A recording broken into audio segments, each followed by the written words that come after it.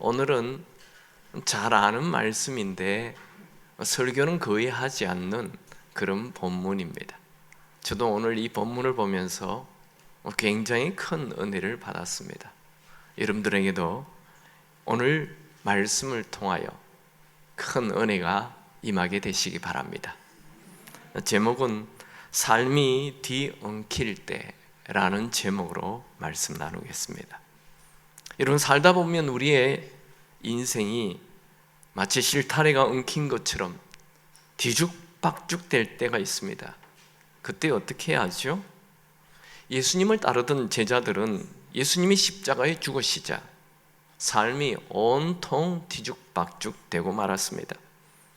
예수님이 죽으신 지 3일이 지난 안식 후 첫날 새벽에 막달라 마리아가 예수님이 묻힌 아리마대 요셉 무덤에 갔다 온 후 무덤에 돌문이 열려 있다, 시신이 사라졌다라고 전했습니다. 베드로와 요한은 깜짝 놀라서 무덤에 뛰어갔죠. 정말 돌문이 열렸고 시신이 사라진 빈 무덤이었습니다. 무덤을 갔다 온 베드로와 요한은 시신은 사라졌는데 세마포가 그대로 있다 말했습니다. 막달라 마리아는 자신은 부활의 주님을 만났다라고 말했습니다. 제자들은 아직 3일 전에 예수님이 십자가에 달려 죽으신 그 충격이 가시지 않았습니다. 베드로는 3번이나 예수님을 부인했다는 죄책감이 가득했죠. 나머지 제자들도 모두 예수님을 버리고 도망간 죄책감이 있었습니다. 이곳에 모인 제자는 10명 뿐이었습니다. 가룟 유다는 죽었고 한 명 도마는 어디로 도망갔는지 그 자리에 없었습니다. 오늘 본문을 이제 같이 보죠. 요한복음 20장 19절 20절 같이 읽습니다. 이날 곧 안식 후 첫날 저녁 때에 제자들이 유대인들을 두려워하여 모인 곳에 무덤을 닫았더니 예수께서 오사 가운데 서서 이르시되 너희에게 평강이 있을지어다.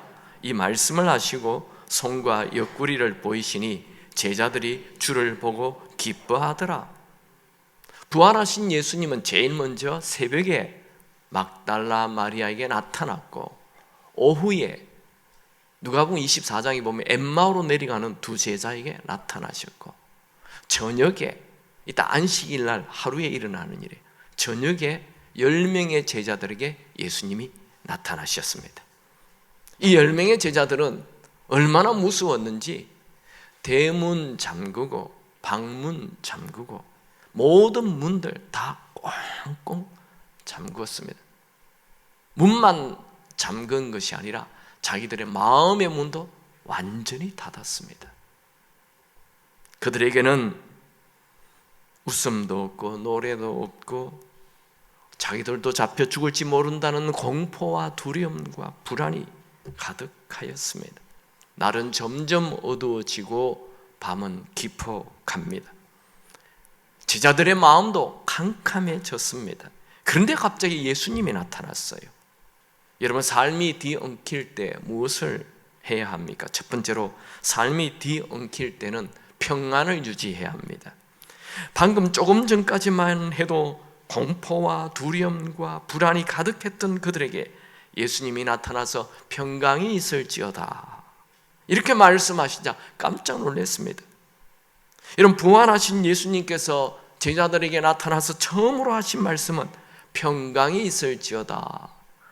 이 평강이라는 것은 헬라어로 에이레네이고 히브리어로 샬롬이라는 말입니다. 이 샬롬이라는 것은 하나님과 나 사이에 죄의 문제가 해결될 때 이 샬롬, 평화가 와요. 그리고 사람과 사람 사이에 평화가 생길 때 샬롬이 와요. 그걸 말하는 거예요. 너희에게 샬롬이 있을지어다. 이 예수님께서 하시는 말씀은 그냥 만날 때 샬롬 이 인사가 아닙니다.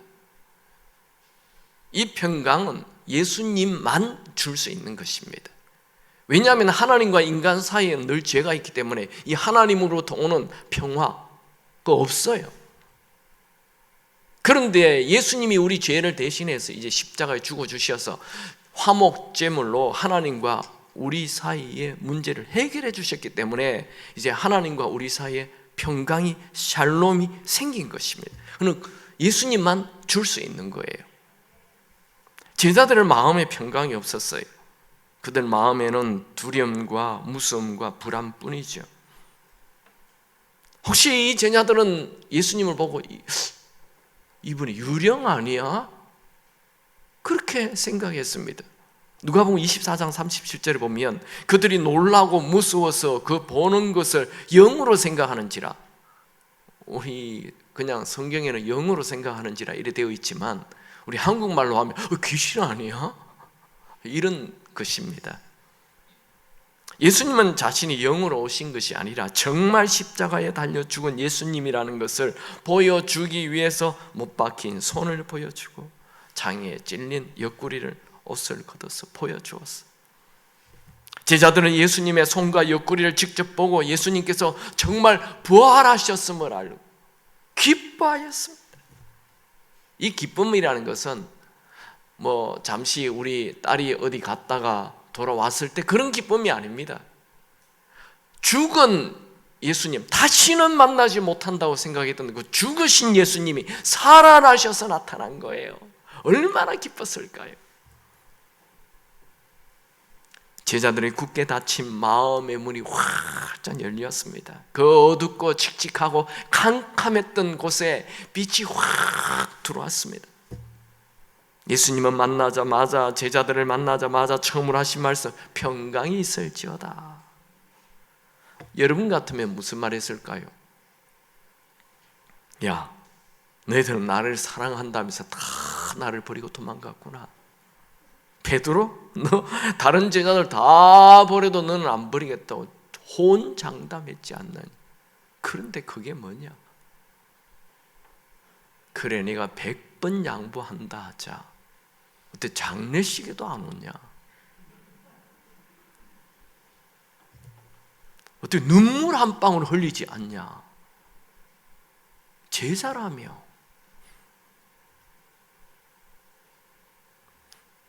예수님은 제자들에게 아무런 책망도 꾸중도 야단도 하지 않으시고 사랑이 가득 찬 음성으로 평강이 있을지어다 말씀하였습니다. 제자들은 예수님이 말씀하시자 조금 전에 있던 두려움과 공포와 불안은 사라지고 마음에 기쁨이 생기고 평안이 확 밀려왔습니다. 현대인들은 과학이 발달하고 의학이 발달하고 기계 문명이 발달하였지만 반대로 정신세계는 더욱 불안하고 우울하고 허무합니다. 현대인들의 거의 40%가 우울증을 앓고 있다 말하죠. 현대인들은 편안함은 있어요. 옛날보다, 과거보다 훨씬 편안해졌어요. 그런데 평안은 없어요. 이 평안 누구도 줄 수 없습니다. 이 평안은 예수님만 주실 수 있습니다. 예수님은 혼돈과 공포와 두려움과 불안에 가득 찬 제자들에게 찾아오셔서 평강이 있을지어다. 여러분, 지금 여러분의 마음에 평강이 사라졌습니까? 지금 죄 중에 있습니까? 큰 실패를 했습니까? 예수님은 책망하기보다 여러분에게 평강을 주시기를 원하십니다. 여러분, 오늘 지금 살아계신 예수님을 믿고 그 주님께서 평강을 주시기를 원하는 그 평강을 받으시기 바랍니다. 예수님은 이미 최후의 만찬 때 다락방에서 제자들에게 세상에 줄 수 없는 평강을 준다 말씀하셨습니다. 요한복음 14장 27절에 보면 평안을 너에게 끼치노니 곧 나의 평안을 너에게 주노라. 내가 너에게 주는 것은 세상에 주는 것 같지 아니하니라. 너희는 마음에 근심하지도 말고 두려워하지도 말라. 이 평강과 평안을 같은 뜻으로 사용하십니다. 여러분, 제일 먼저 무슨 일을 하기 전에 마음에 평강, 평안이 있게 되기 바랍니다. 지금 부활하여 살아계신 예수님은 무엇보다 제자들 마음에 평안이 필요하다는 걸 아셨습니다. 여러분, 우리는 사망의 음침한 골짜기를 다녀도 주님께서 이 부활하여 지금 살아계신 주님이 나와 함께 하심을 믿으면 평안이 그냥 생깁니다. 내가 사망의 음침한 골짜기로 다닐지라도 해를 두려워하지 않는 것은 주님께서 나와 함께 하심이라. 여러분, 우리는 예수님을 주인으로 모시면 그냥 평안이 있기 때문에 내일에 대한 기대를 가지게 돼요. 모든 삶에 이긴다라는 생각을 가지게 됩니다. 로마서 8장 37절, 그러나 이 모든 일에 우리를 사랑하시는 이로 말미암아 우리가 넉넉히 이기느니라. 여러분, 이론적으로 예수님은 과거 2000년 전에 유대 땅에서 태어났다가 우리 죄를 위해 십자가에 죽으신 분이다 라고 믿는 분에게는 절대로 평안이 없습니다. 그거는 이론적으로 예수를 믿기 때문에 그렇습니다. 그러나 그분이 부활하여 지금 살아 계신다는 것을 믿는 분에게는 평강이 생깁니다. 여러분은 지금 살아 계신 예수님을 믿으시기 바랍니다. 이 평안이 얼마나 중요한지 예수님은 19절에 평안이 있을지어다 하고 또 21절에 또다시 평강이 있을지어다. 우리 21절도 읽어볼까요? 예수께서 또 이르시되 너에게 평강이 있을지어다. 아버지께서 나를 보내신 것 같이 나도 너희를 보내노라. 이 예수님이 주시는 평안은 온 우주보다, 저 넓은 바다보다, 저 높은 산보다 더 크고 넓어서 우리의 조그만 마음 안에 있는 두려움과 공포와 불안을 다 덮어버립니다. 여러분, 부활하신 예수님은 제자들을 만나자마자 하신 첫 번째 말씀, 평강이 있을지어다. 왜요? 마음에 평강이 없으면 아무 일도 할 수 없기 때문입니다. 주님이 주시는 평강이 마음에 있는 사람은 감옥에 들어가도, 배가 파손되어도, 죽음이 눈앞에 있어도 두려워하지 않습니다. 베드로가 그랬잖아요. 예수님 전한다는 이유로 체포되어서 이제 야고보는 숭배하고 자신도 이제 헤롯에게 죽기 직전에 있잖아요. 내일 아침엔 죽는데 베드로 그날 밤 뭐 했어요? 평안하게 잤어요. 천사가 나타나서 깨워도 몰라요. 옷 입으라 해도 모르고 그냥 신발 신으라 해도 잘 모르고 그만큼 깊게 잠들었다 이거지요. 여러분, 내일 죽는데 오늘 깊게 잠들 수 있습니까? 우리 내일 병원 간다 해도 오늘 잠을 설치는데, 그 빚쟁이 찾아온다 해도 잠을 설치는데, 내일 시험 치러 간다 해도 잠을 설치는데, 베드로는 내일 죽는다는데 평안하게 천사 쿡 찔러도 모르고. 이런 평강이 여러분에게 있게 되길 축원합니다. 두 번째, 삶이 뒤엉킬 때 사명을 분명히 해야 합니다. 부활하신 예수님은 제자들에게 사명을 주십니다. 21절에 아버지께서 나를 보내신 것 같이 나도 너희를 보내노라. 예수님은 예수님을 버리고 도망간 실패한 제자들 찾아오셔서 또다시 사명을 주십니다. 예수님은 지금 성공한 사람에게 사명 주는 거 아니에요.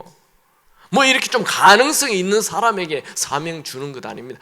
얘는 좀 키우면 인물 되겠구나, 이런 사람에게 사명 주는 것 아닙니다.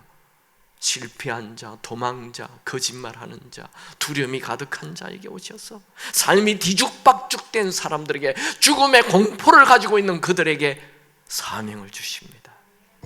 여러분, 우리의 삶이 뒤엉킬 때 우리는 사명을 분명히 해야 합니다. 이 사명은 내가 하나님께로부터 보내심을 받은 자라는 것을 알 때 시작됩니다. 여러분, 우리의 인생은 우리의 것이 아닙니다. 그분이 우리를 이 땅에 보내셨고 그분이 우리의 인생을 시작하셨습니다. 복음서에서는 우리의 인생이 우리의 것이 아니라 그분이 보내신 인생이라고 계속 말씀합니다. 보내심을 받았다라는 것은 이 복음서의 아주 중요한 주제입니다. 여러분, 우리 인생은 내 것이 아님을 알아야 합니다. 우리 인생은 그분의 계획이고 그분의 작품이고 그분의 아이디어고 그분의 것입니다. 그래서 우리는 절대로 내 인생을 내 마음대로 산다 하면 안 됩니다. 우리를 이 땅에 보내신 그분의 뜻대로, 그분이 원하는 대로, 그분이 주시는 사명대로, 그분이 주신 은사대로 살아야 합니다. 예수를 믿는 사람은 아무리 큰 실패를 해도 여전히 사명이 있습니다. 넘어져도 여전히 사명이 있습니다. 죄에 빠져도 여전히 사명이 있습니다. 여러분, 우리는 예수를 믿는 순간 하나님의 자녀이며 하나님과 동력자입니다. 예수를 믿는 순간 우리는 하나님의 자녀 되었습니다. 이것은 신분의 변화를 말합니다. 신분의 변화는 상황 따라 바뀌지 않습니다. 한번 내가 신분이 결정이 되면 죄지었다 해서 그 신분이 바뀌지 않습니다. 신분은 실패했다 해서 신분이 바뀌지 않습니다. 왕족은 영원히 죽을 때까지 왕족입니다. 왕자의 꿈은 신하가 되는 게 아니에요. 왕자의 꿈은 왕이 되는 것이죠. 여러분, 우리는 영적인 왕족입니다. 이제 우리는 이 세상을 바꾸고 이 세상을 다스리고 이 세상을 리드하는 자로 살아야 합니다. 우리는 부족하고 연약하지만 우리에게는 주님이 계시기 때문에 주님을 위해 모험을 해야 합니다. 여러분, 우리는 얼마만큼 위대해질 수 있을까요?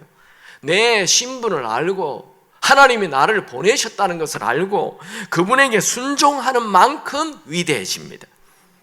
내 인생 내 것이냐, 내 마음대로 내 멋대로 살면 그분이 이 세상에서 아무리 큰 인물이 되어도, 큰 성공을 해도 그 사람은 망한 인생을 산 것입니다. 하나님이 나를 이 세상에 보내셨어 하며 그분의 뜻대로 산다면 아무리 세상에서 작은 자라도 그 사람은 위대한 자입니다.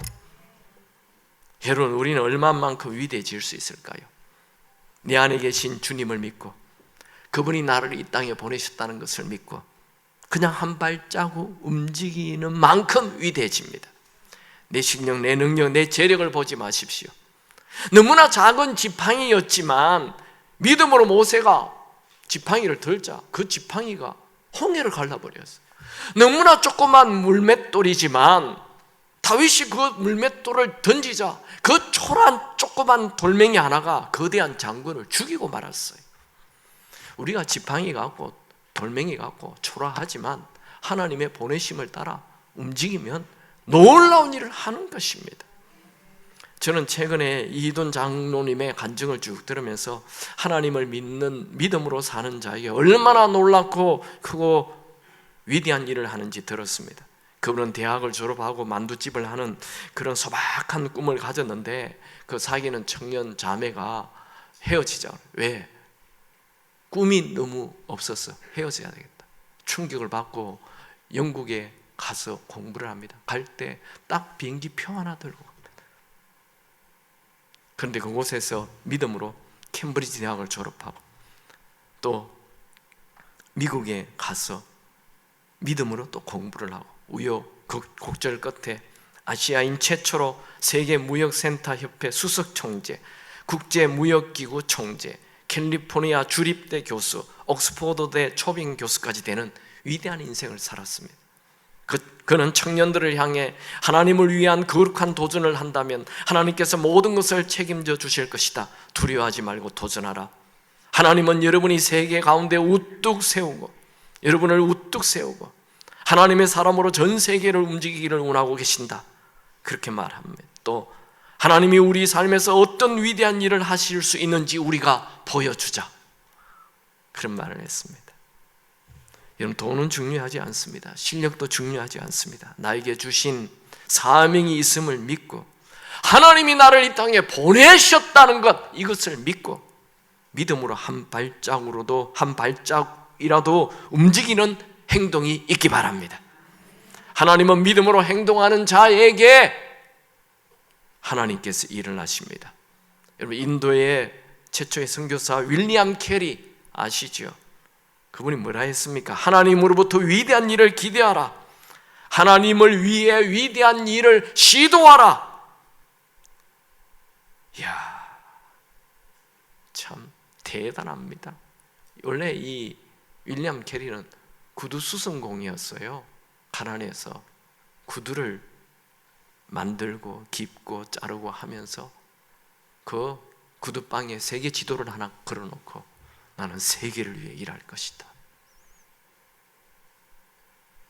학력이 없어도 돈이 없어도 실력이 없어도 그리고 액션할 때 하나님께서 길을 열어버리는 거예요. 삶이 뒤엉킬 때 하나님이 나를 이 땅에 보내셨다는 것 기억하시기 바랍니다. 세 번째, 삶이 뒤엉킬 때 성령을 받아야 합니다. 부활하신 예수님은 제자들에게 성령을 받으라 명령하셨어요. 22절 같이 읽습니다. 이 말씀을 하시고 그들을 향하사 숨을 내쉬며 이르시되 성령을 받으라. 부활하신 예수님은 아무런 열정도 비정도 없이 그냥 두려움과 혼돈과 공포에 빠진 제자들에게 사명을 주시고 곧바로 성령 받으라 명령하였습니다. 이게 받으라라는 것은 영접하라라는 말과 똑같은 말입니다. 우리가 예수님을 영접하듯 성령을 받으면 돼요. 영접하면 돼요. 사람들 자꾸 성령 받으라 하는 게 굉장히 어렵게 생각해요. 여러분, 상처는 잘 받죠? 그렇게 받으면 되는 거예요. 왜 상처는 잘 받으면서 성령은 안 받는지? 그냥 성령 받으면 되는 거예요. 영접하면 돼요. 예수님을 영접하듯 그냥 영접하면 돼요. 즉 성령을 사모하면 돼요. 성령을 환영하면 돼요. 아무리 큰 사명이 있어도 성령이 없다면 그분은 아무것도 할 수 없습니다. 하나님의 일은 우리의 힘이 아닌 성령의 힘으로 해야 합니다. 구약에는 성령을 루아흐라는 단어로 사용합니다. 이 루아흐라는 단어는 호흡이라는 단어와 똑같은 단어입니다. 하나님은 사람을 만드시고 사람의 코에 생기를 불어넣었죠. 그게 루아흐입니다. 성령입니다. 이런 말씀은 사람은 호흡을 하지 않으면 죽잖아요. 마치 우리 그리스도인들은 성령 없이는 못 산다라는 말입니다. 에스겔 골짜기에 마른 뼈들이 가득하였죠. 하나님께서 이 모든 뼈들에게 하나님의 말씀을 외치고 하나님의 말씀을 전하자. 그러자 이 뼈들이 이 뼈 저 뼈 붙고 살이 붙고 거대한 모양을 갖추었습니다. 그런데 움직이지 않았습니다. 다시 하나님께서 사방에서 생기가 나와서 살아나게 하라. 그러자 생기가 와서 이 움직이지 않는 마른 뼈들이 움직이기 시작합니다. 말씀 볼까요? 에스겔서 37장 9절 생기야 사방에서부터 와서 이 죽음을 당한 자에게 불어서 살아나게 하라. 이에 내가 그 명령대로 대언하였더니 생기가 그들에게 들어가며 그들이 곧 살아나서 일어나 서는데 극히 큰 군대더라. 성령이 임하면 죽은 지 오래된 마른 뼈가 살아납니다. 오늘날에는 사람 몸은 살았는데 죽은 자들이 너무 많습니다. 눈에 아무 빛이 없고 내일에 대한 아무 희망도 없고 절망만 초대하고 우울만 초대하고 이렇게 사는 사람들이 얼마나 많은지 몰라요. 이들에게 성령이 임하면 생기가 사방으로서 와서 그 자들이 다 살아나고 그리스도의 강력한 군사가 되는 것입니다. 오늘 말씀 중에, 오늘 기도 중에, 오늘 찬양 중에 생기가 사방으로 와서 여러분의 죽은 영이 살아나게 되기 바랍니다. 여러분, 예수님은 우리에게 사명만 주지 않습니다. 동시에 성령을 부어주십니다. 제자들은 초라한 그리스도인이었습니다. 제자들은 3년 반 동안 예수님의 설교를 수없이 많이 들었지만 예수님이 십자가에 못 박힐 때 모든 걸 버리고 도망간 겁쟁이였습니다. 그들에게 필요한 것은 더 많은 설교나 더 많은 강의가 아니었습니다. 예수님은 십자가를 지시기 전에 이미 최후의 만찬하실 때 마지막 설교를 하시는데 요한복음 14장, 15장, 16장, 3장 그 긴 장을 다 성령에 대한 얘기를 하셨어요. 그리고 예수님이 부활하자마자 첫날, 안식 후 첫날 부활하자마자 처음 제자들을 만나서 성령을 받으라, 성령을 사모하라, 성령을 구하라 말씀하셨습니다. 그리고 또 40일 동안 계속 나타나시다가 하늘로 올라가시기 직전에 성령으로 세례를 받으라. 왜 이렇게 예수님은 계속 십자가를 지시기 전에 부활하자마자 또 하늘로 올라가시기 직전 또 이렇게 계속 성령 얘기를 왜 하십니까? 성령 없이는 그리스도인으로 살 수 없기 때문입니다. 설교만으로 절대로 되지 않습니다. 현대 그리스도인은 교회를 다니긴 다닙니다. 근데 성령 없는 그리스도인이 너무 많아요. 이것은 현대 그리스도인들의 최고의 실수이며 최고의 약점입니다. 제가 어느 교회 가서 집회를 했는데 그 목사님이 저에게 또다시 그 교회에 와서 집회를 해달라는 거예요. 그래서 목사님, 다음에는 성령 집회하면 제가 오고요, 제가 가지 않겠습니다. 오시는 분들 천지인데 저를 또 부르십니까? 그랬더니 그러면 성령 집회를 해달래요. 목사님, 성령 집회 하실 마음이 있습니까? 나는 지금까지 성령에 대한 얘기를 한 번도 안 했는데 하고 싶습니다. 그러면 일주일 금식을 하시고 연락하죠. 그리고 또 연락이 왔어. 해달라는 거예요. 그 교회가 70년 된 교회인데 성령에 대한 설교를 한 번도 들어본 적이 없대요. 저도 놀랐어요. 이런 교회들이 한국에 가득합니다. 여러분, 말씀만 듣는 교회 안 됩니다. 성경은 두 가지를 다 얘기합니다. 말씀과 성령. 성령은 기도예요. 그러니까 말씀과 기도 없이 교회는 건강해질 수가 없어요. 여러분도 여러분 스스로 아시죠? 나는 설교 듣는 거는 좋은데 기도하는 거는 싫다. 네, 성령의 역사가 거의 없습니다. 반드시 균형을 이뤄요. 새는 두 날개가 있어야 돼요. 말씀과 기도는 균형이에요. 말씀과 성령, 균형을 이루어야 합니다. 성경은 아주 강력하게 얘기합니다. 성령이 없으면 그리스도인이 아니다. 제 얘기가 아니죠. 로마서 8장 9절, 만일 너희 속에 하나님의 영이 거하시면 너희가 육신에 있지 아니하고 영에 있나니 누구든지 그리스도의 영이 없으면 그리스도의 사람이 아니라. 현대 그리스도인들이 무능한 이유는 성령 충만하지 않기 때문입니다. 예수님은 제자들이 십자가에 죽으셨다는 것, 그것 보았다는 것도 알아요. 이제 제자들은 예수님의 부활도 보았어요. 그들은 예수님으로부터 온 세상에 나가서 복음을 전하라, 넌 보내심 받은 자다라는 사명도 받았어요. 그런데 그들은 능력이 없었습니다. 그러나 그들에게 오순절 마가의 다락방에서 위로부터 부어지는 성령이 임하자 하루에 3,000명, 5,000명 셀 수 없는 무리들을 주께로 돌아오게 하는 자들이 되었어요. 여러분, 예수를 주인으로 모시는 순간, 구세주로 모시는 순간 우리에게는 성부, 성자, 성령님이 들어오셨어요. 여러분 마음 안에 성부, 성자, 성령님이 계시는 것을 믿습니까?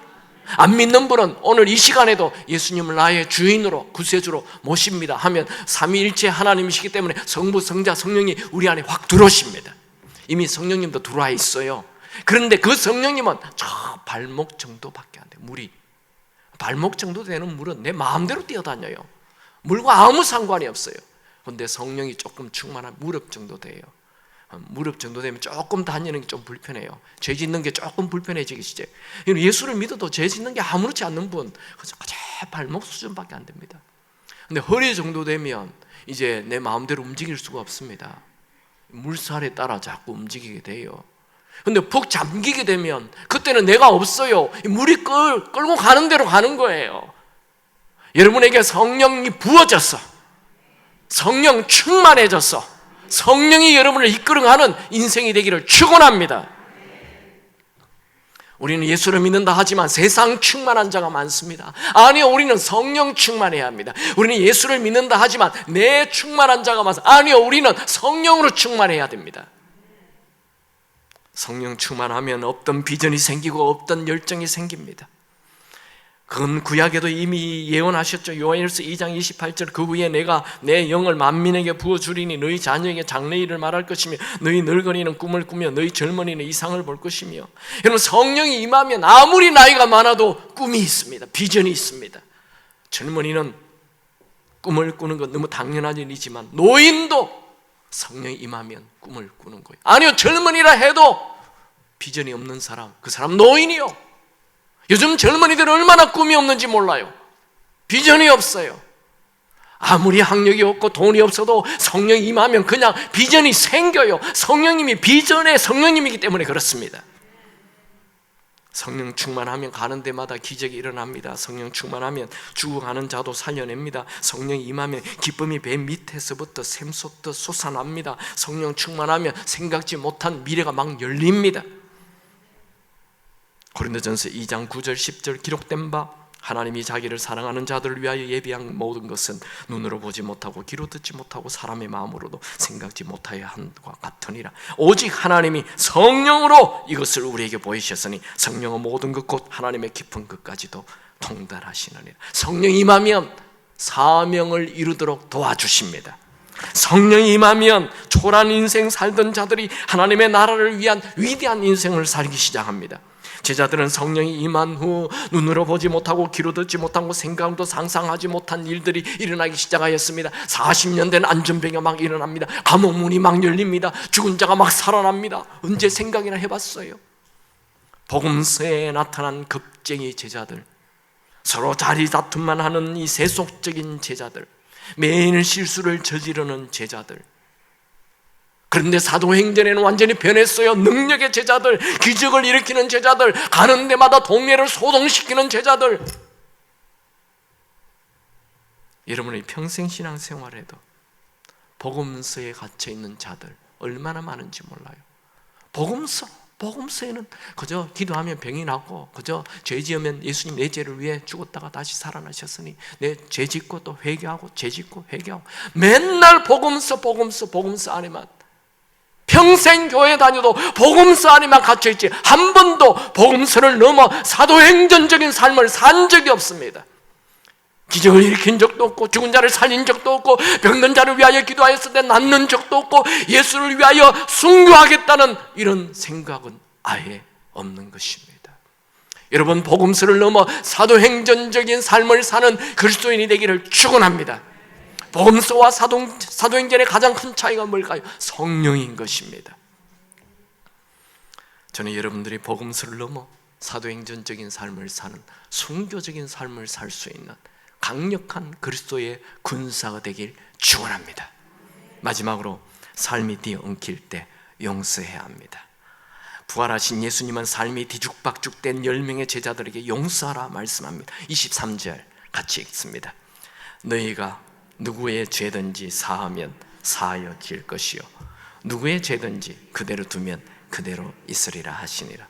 이 구절을 자칫 잘못 해석하면 사람에게 제자에게 무슨 죄를 용서할, 죄를 사해줄 권세가 있는 거로 착각하면 안 됩니다. 그런 성경을 정말 잘못 해석한 것입니다.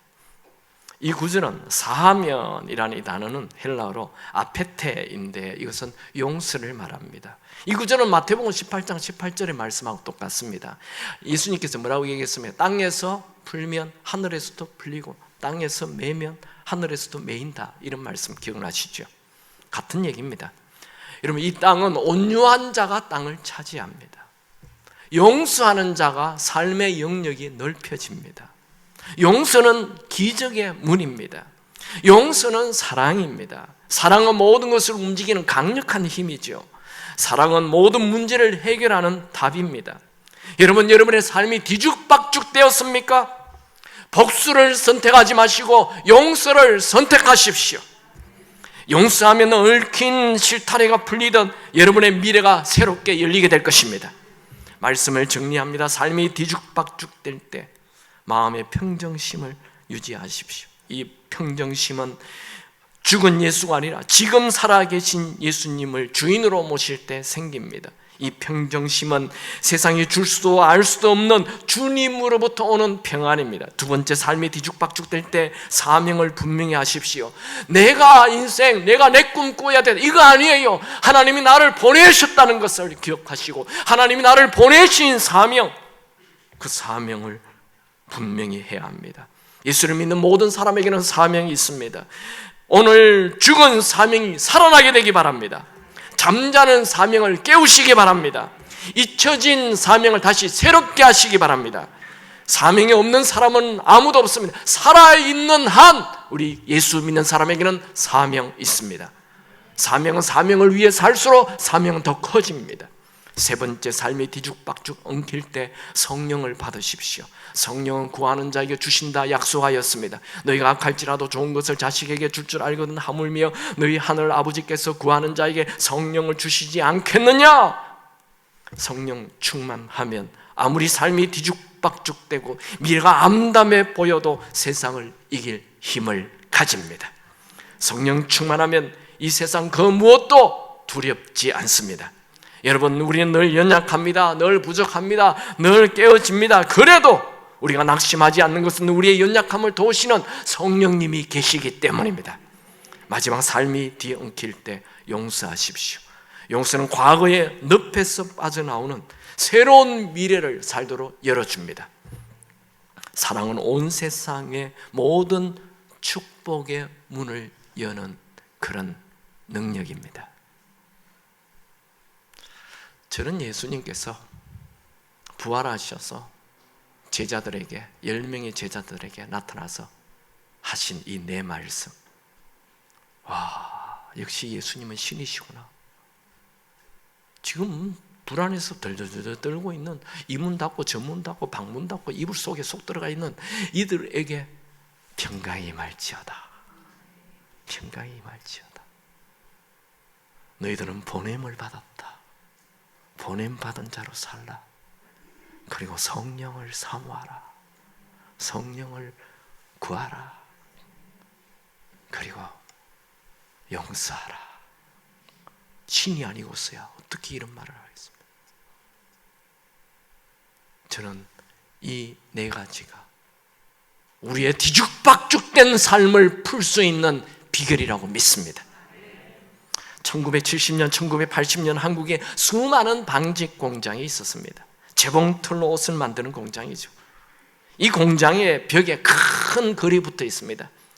여러분 한 번도 안 가봤죠? 큰 글이 붙어 있어요. 실이 엉키면 곧바로 사무실로 오세요. 그렇게 되어 있습니다. 재봉틀을 하다 보면 실이 콱 엉켜버려요. 실이 엉키면 그거 막 풀고 있으면 시간 다 가버립니다. 실이 엉키면 곧바로 사무실로 오십시오.